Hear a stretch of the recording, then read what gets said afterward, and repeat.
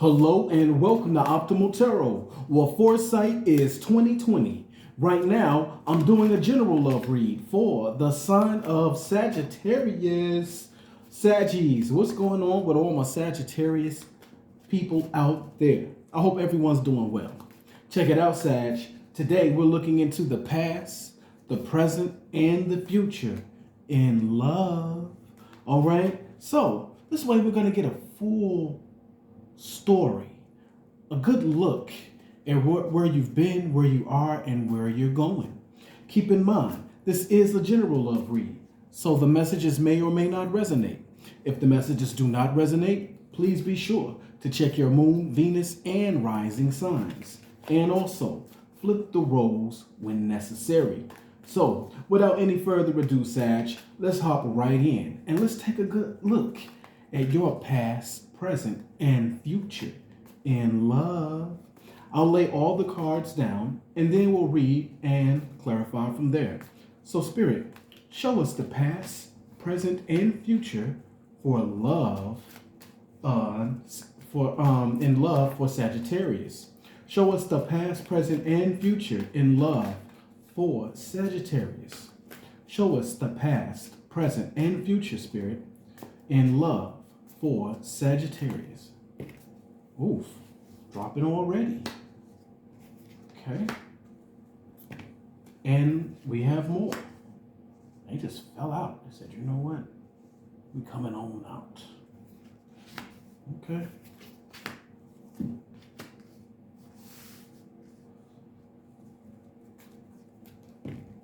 I'm telling you, they're just falling.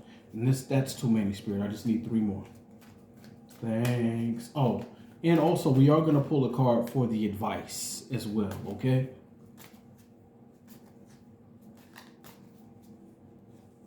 Okay.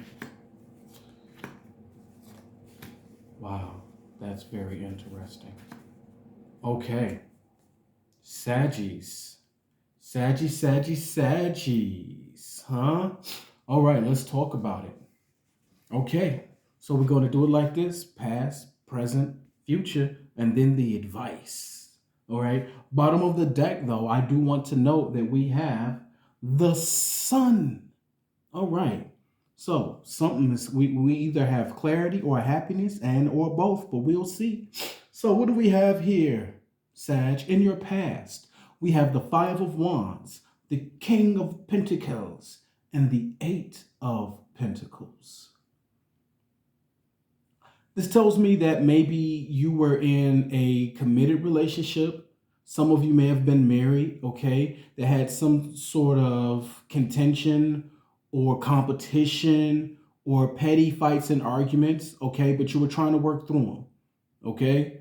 That's pretty much what I'm seeing for the past in the most basic way. Let's see if we can clarify. Spirit, clarify the 5 of Wands, the King of Pentacles, and the 8 of Pentacles. Spirit, clarify the 5 of Wands, the King of Pentacles, and the 8 of Pentacles. We have the Sun, 6 of Wands, and the Queen of Pentacles. Yeah, definitely where I'm talking to a married situation for some of you, okay? Bottom of the deck here, we have the Queen of Wands, okay? So I'm saying this is a situation where love was definitely present, okay? This is with the King and Queen of Pentacles showing up here. This is definitely a very, it was a very stable, committed relationship, possibly marriage, as I'm saying, because I read King and Queen of Pentacles as spouses, okay? So you could have been dealing with a Leo with this sun sign here, okay? So clarifying the 5 of Wands, we have the Sun. Clarifying the King of Pentacles, we have the 6 of Wands. And clarifying the 8 of Pentacles, we have the Queen of Pentacles. And you know what? Really, this is just showing me, I'm feeling like in the past, this was a relationship that, you know, you guys were working through some issues, okay? But with with the Sun here, I feel like you were trying to get back to brighter days. With the 6 of Wands here, I'm feeling like, you were in it to win it. Okay, so you wanted the victory. Okay, Queen of Pentacles, clarifying the Eight of Pentacles. Okay, I feel like being very committed to working it out. Okay, with your person, and also too, with the King and the Queen being here, Six of Wands with the King. Okay, this can also speak to male and feminine, the divine male and feminine energies here. So I kind of feel like this was, from what I can tell here. Okay, it looks like a situation where you guys were just trying to work through your issues, whatever that may have been. Okay, that's what I'm seeing there. I don't see anything nefarious happening or anything like that, so that's great. Okay, now let's move on down to the present. Okay, and I think it's very interesting that the first card that shows up in the present is the Six of Wands. Then we have the Nine of Pentacles and we have the Page of Pentacles. All right. So this tells me, if we're continuing the story from the past, that maybe there's a good chance that you and your person were able to work through your issues. Okay. With Nine of Cups being here, I see happiness and self-fulfillment. Okay. Wish fulfillment, rather. Page of Wands, maybe you guys spiced it up some. Now, Page of Wands, I usually read as a homie, lover, friend. Okay. So, and I usually read this Nine of Cups here as a single card as well. So I do want to clarify. Okay. I do want to clarify to make sure that this situation is not presently going off the rails because somebody decided to make themselves happy with a homie, lover, friend. Could be. I would prefer to read this as you and your person found a way to make each other happy, through being flirtatious and playful with one another. Okay, so it could be either of those. As a matter of fact, there you go. That's two storylines. Okay, it's two storylines. So perhaps for some of you, maybe somebody did decide to, go into business for themselves, so to speak, and find their happiness with a homie, lover, friend. All right. But, let's see what comes up when we clarify. All right. But I did get two storylines. Okay. Some of you found a way to find happiness with one another and spice it up. Others of you found your spice in another cabinet. Ooh. All right. Now, let's see what Spirit comes up with here. Spirit, clarify the Six of Wands, the Nine of Cups, and the Page of Wands. Clarify for us, Spirit. Clarify the Six of Wands, the Nine of Cups, and Page of Wands. Clarify the Six of Wands, the Nine of Cups, and Page of Wands. Clarify the Six of Wands, the Nine of Cups, and the Page of Wands. We have Seven of Pentacles, Four of Swords, and the Empress. Ooh, damn. Why is this Seven of Swords at the bottom of the deck? Oh, man. Okay, Saggies. Let's see. Let's talk about it. Let me get a good look at these.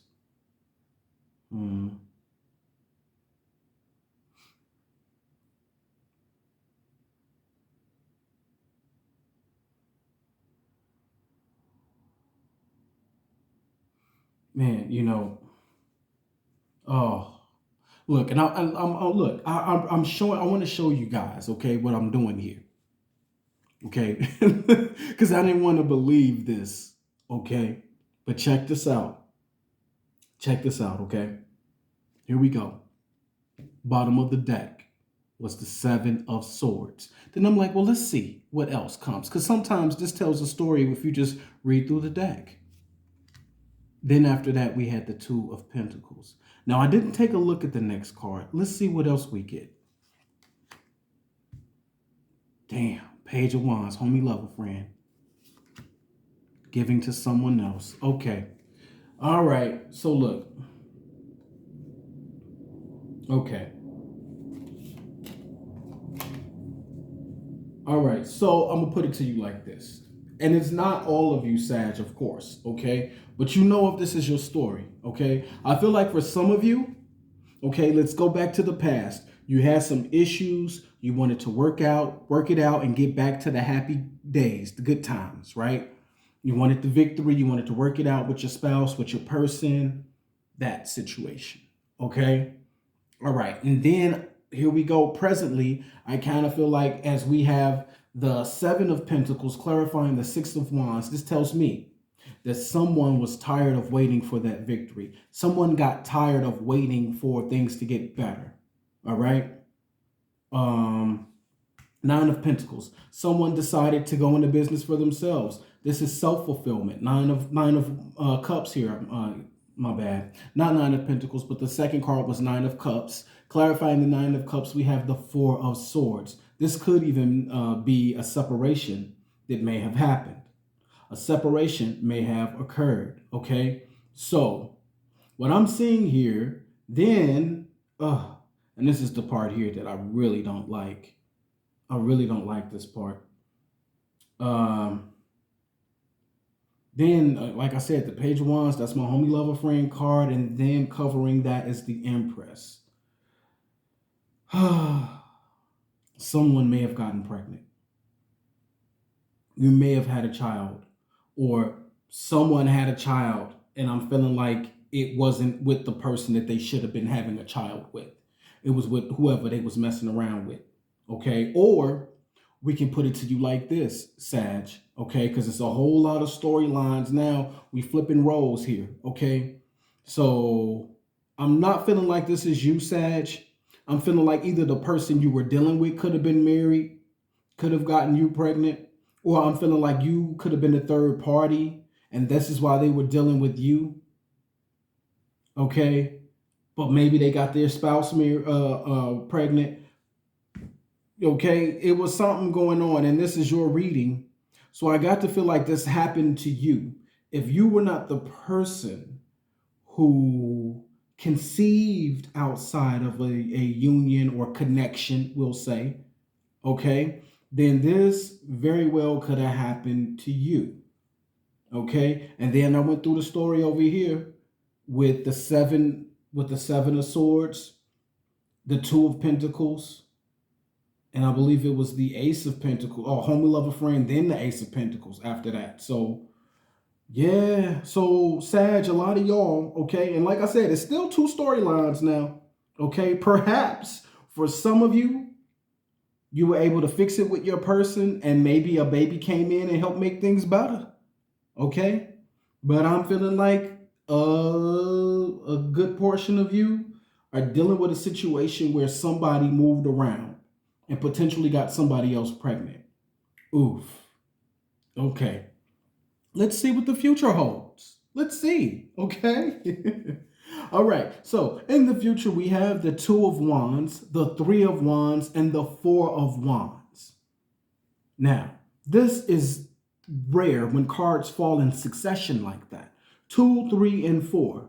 Okay. I'm hearing 2, 3, 4 might be significant to some of you.